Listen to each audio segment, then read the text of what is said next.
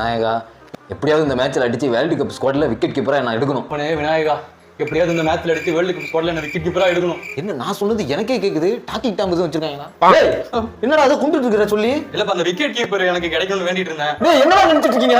Already Ishan Kishan reserve பண்ணிட்டு 10வது நீங்க தோனி வர கூட்டு வரேன்னு சொல்றாங்க. அங்க டிகே பளபளன்னு பொளந்துட்டு இருக்காரு. எத்தனை பேர் தான் அந்த போட்டி போடுவீங்க?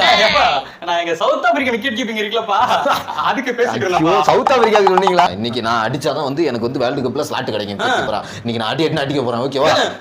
இந்த மேட்ச்ல நான் அடிச்சதாங்க எனக்கு ஸ்லாட் கிடைக்கும். நீங்க கமெண்ட் பண்ணுங்க. இரு ஃபர்ஸ்ட் நான் அடிக்கிறேன்.